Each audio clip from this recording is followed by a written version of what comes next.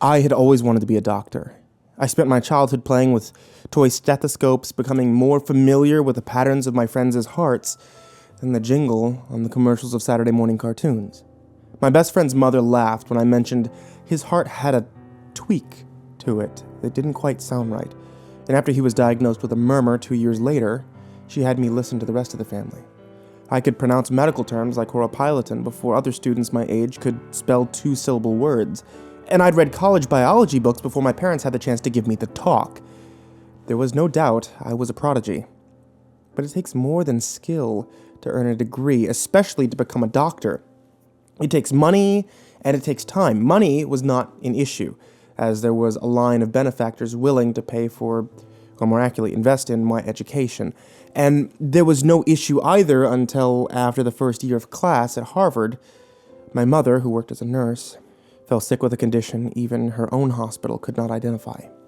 And maybe it was my love, or maybe it was my ego, but I returned home to save her. But I was too late. "Alan," my mother whispered as I knelt at her bedside, offering me a hand that thinned to bone with each passing day. "Go back to school. Get your education. I'm getting old. And maybe it's my time." Behind my mother, a heart rate monitor beeped like the tolling of a bell, and an IV bag emptied itself of liquid just as her body emptied itself of life. A janitor whom I had come to know as Lenny emptied the trash as I looked over her stats, pausing to refill her cup of water. Lenny never smiled. Come to think of it, I had never seen him use any facial expressions besides a small nod. "Empty," he said in a hollow voice, gesturing to the trash can in his hand. And he said "full," as he pointed at the glass in her hand before departing. "It's not your time," I said with a laugh to my mother. "Your heartbeat is regular. You hardly have a fever, if any at all, and you're hardly past 45. It'll pass. I'll make sure it does." I laughed too soon. At my mother's request, I attended the community college across the street when I refused to return to my original university, and in my last quarter during the written exam while my Harvard-engraved pen lifted from the paper, my mother's head never lifted from her pillow again. She was so warm when I reached her room. The doctors had shut her eyes and my tears fell against the sheets, but she was gone. Her body was there, her organs, her tissues, her cells still present, but death had taken something that mattered more than anything medical science could tangibly study. On the table, her glass was empty, as was the trash can in the corner. Lenny was changing the light bulb outside my mother's room, and he held the spare bulb in his hand. "Funny," he said, looking at the spare bulb. "The one in the socket just burned out, and this one seems to have come without a filament. You're smart, Mr. Allen. Is there any way to transfer the burnt-out filament to the bulb that's missing its filament?" "No, Lenny," I said, still in shock from my mother's passing. "That question's ridiculous." "I'm not quite sure you're right." "Damn, I'll have to head down to the basement to get another," he said, and then noticed my tears. "But I should tell you I'm sorry for your loss, Mr. Allen." "Thank you, Lenny. I hear you're the best medically, Mr. Allen. Maybe you should stay around here. Maybe become a nurse like your mother. There are others here that need help." "I'll think about it, Lenny," I said, and left. But his words stuck in my mind and bothered me late into the night as I lay awake. My mother had died from an unknown disease, and if it was contagious or caused by some factor in the town, perhaps I could stop the next case. I was hired without an interview. Already, most of the hospital staff knew me, and many had contacts at the community college that would have written me letters of recommendation pages long. And though I was a nurse, I had the mind of a doctor. I would solve the next case. Each day, I ate lunch with Lenny, and he asked me questions, ones that probed my mind in ways that no normal conversation could. "Mr. Allen," he asked one day, stirring a puddle of peas with his fork, "how is it that you're so smart and I'm not?" Most likely genetics, Lenny. Pure chance, by luck." "Well, is there any way I could become as smart as you?" he asked, In front of him, he had made 2 mounds of mashed potatoes with craters in the middle, one filled with peas and the other empty. And he asked the next question as he filled the second crater with peas. You know, like in the movies. Is there any way I could have some of your smarts that you could share? That's preposterous, Lenny. If you work hard, you can increase your intelligence too. You can make it grow. But if I don't have any to start, that's a problem, isn't it? If I was born without it. Well, I suppose, yeah. If you had none, but I'm sure you have some, Lenny. I'm not quite sure you're right, Mr. Allen, he said, and ate both the piles of peas. Weeks passed, and I grew to know some patients with long-term illnesses by name. There was a young man in my care named Mike, and just past voting age, who had grown steadily worse despite our efforts. He had been admitted for a curable sickness, but seemed to have caught something else within the hospital. Hospitals can nurture some nasty illnesses, and such an occurrence was not uncommon. But what was uncommon was his change in personality. When Mike was admitted, he was cheerful, flirting with some of the more attractive nurses, and even playing small pranks on his regular staff. But after a few days of care, something changed. Mike's smile fled.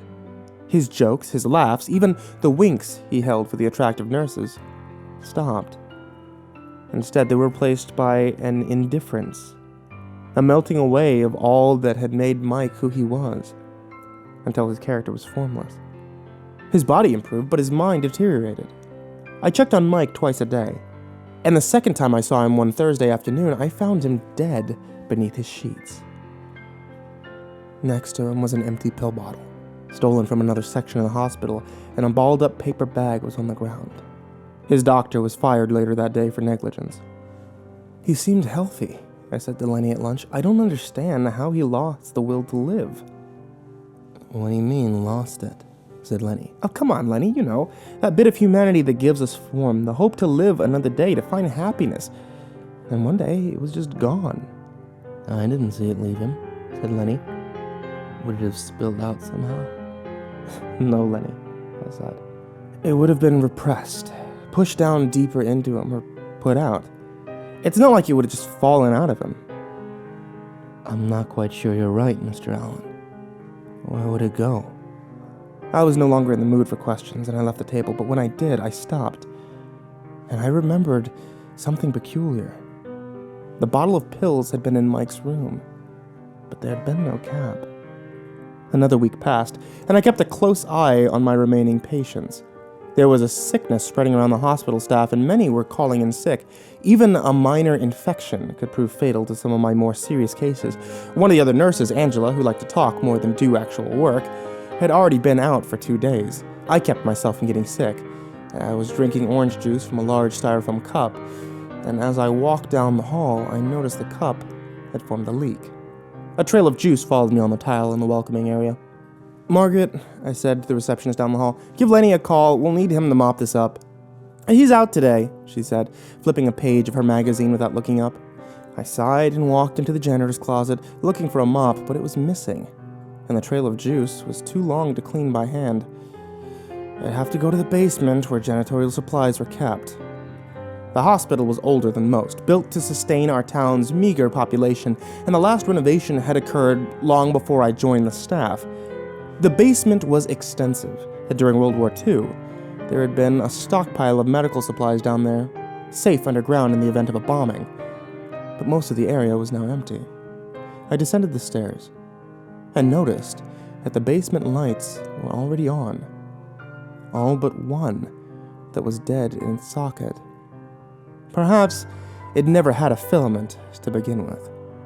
There was a spare mop in the corner, and I took it, preparing to return upstairs, when I noticed that one of the doors to an unused room was ajar, and just inside the hallway, there was a pen with no cap, with Harvard engraved along its side. I recognized it. It had gone missing during my first few days at the hospital. I must have left it down here long ago. I stepped through the doorway to pick it up and stopped as I saw the contents of the room. Thick writing was strewn across all 4 walls, written in Sharpie that could have bled into the plaster. Words crossed over each other, making most of them unintelligible, but I could read a few. "Where is mine? I am empty." I stepped back, putting my hand on the corner next to me, and I felt a stack of books. The topmost was a journal written in the same handwriting as the walls, and old enough that the pages threatened to fall out, and I flipped it open. The first page was ripped from a dictionary and stapled to loose leaf.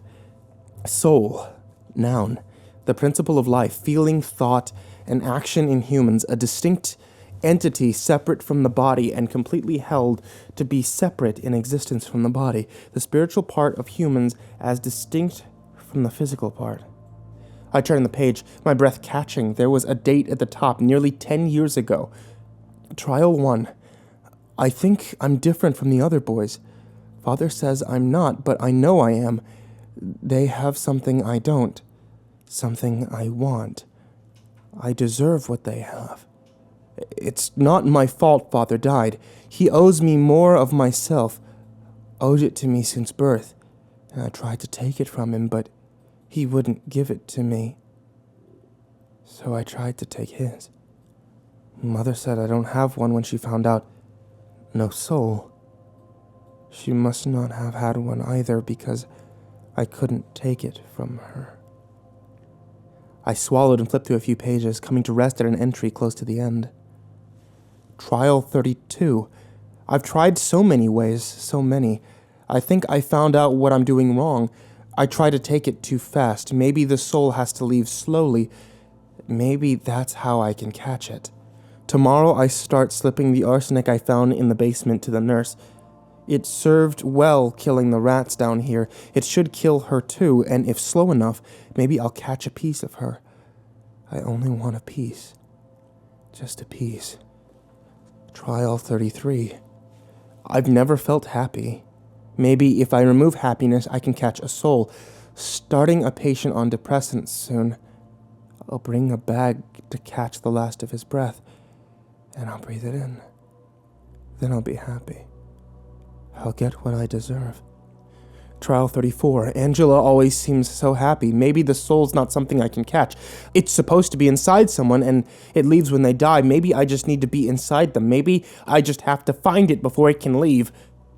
Underneath there was a crude, drawn picture, and I recognized a hospital bed, and I noticed organs strewn about, still connected to a body, but outside of it. And in the middle of the organs there was a star, shining out from where the heart should be. Ahead of me a door opened to another room, and I stared.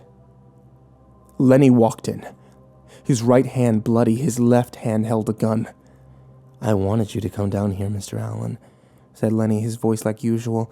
"I poked a hole in your juice, and I hid your mop." "Lenny?" I whispered, angry and terror competing for my mind. "Lenny, what have you done?" "I thought you could help me, Mr. Allen. I'm not as smart as you, but I'm not as stupid as you think either. I'm missing something. You see, I've never felt anything, Mr. Allen. There's nothing here," he said, touching his heart. "I've read the books. I've taken tests. It means I'm a psychopath, Mr. Allen, but I don't want to be. And I thought you might be able to fix me." "Lenny, there's nothing I can do. I wouldn't if I could. You killed my mother." Lenny shrugged. "I should feel bad, but I don't, Mr. Allen. I don't think I was ever meant to have a soul. At least, I couldn't find one to take. Either that, or Angela didn't have one. I smelled blood. I didn't have to go into the adjacent room to know what was there. My stomach turned. "Don't worry," he said, cocking the pistol and holding it to his head. "Blood'll leave my body, but nothing else will. Nothing that matters anyway."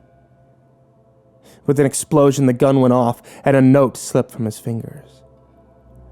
"You were quite right, Mr. Allen."